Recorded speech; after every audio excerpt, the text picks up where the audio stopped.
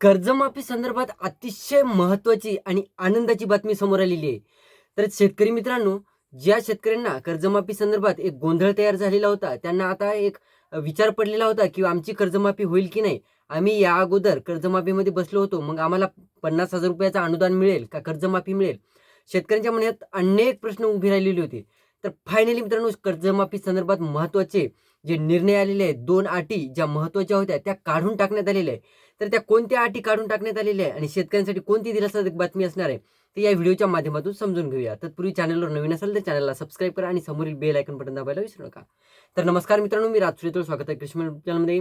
मित्रांनो, सर्वात मोठी जी कर्जमाफी संदर्भात अट होती, ती म्हणजे 2019च्या ज्या कर्जमाफीमध्ये जे शेतकरी पात्र ठरलेले होते किंवा ज्या शेतकऱ्यांनी या योजनेचा लाभ घेतलेला होता 2019च्या कर्जमाफीचा, त्या शेतकऱ्यांना वगळण्यात आलेलं होतं आणि त्यांची कर्जमाफी ही 50,000 पर्यंत ही माफ करण्यात येणार होती. ही जी अट होती ती सर्वात मोठी अट होती.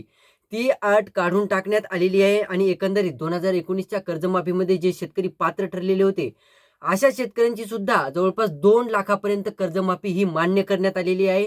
या शेतकऱ्यांची कर्जमाफी 2 लाखापर्यंत होणार आहे. ही अतिशय आनंदाची बातमी होती.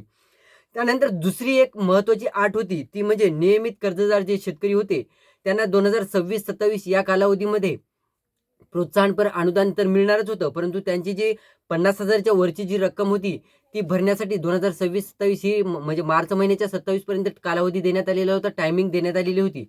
तर मित्रांनो, त्या शेतकऱ्यांची सुद्धा ही टायमिंग काढून टाकण्यात आलेली आहे. ही महत्त्वाची अट होती, परंतु जी महत्त्वाची अट होती ती म्हणजे 2019च्या कर्जमाफीमध्ये जे शेतकरी बसलेले होते, त्या शेतकऱ्यांची जी कर्जमाफी ही वगळून टाकण्यात आलेलं होतं. त्या शेतकऱ्यांना परत एकदा या कर्जमाफीचा लाभ घेण्यात येणार आहे, लाभ देण्यात येणार आहे. लवकरच या संदर्भात महत्त्वाचे निर्णय समोर येणार आहेत आणि जी-आर देखील निर्गमित करण्यात येणार आहेत. तर मित्रांनो, सर्वात महत्त्वाची अपडेट ही होती कर्जमाफी संदर्भात. व्हिडिओ आवडला असेल तर लाईक करा. हा व्हिडिओ जास्तीत जास्त शेतकऱ्यांपर्यंत पोहोचवण्याचा प्रयत्न करा. धन्यवाद.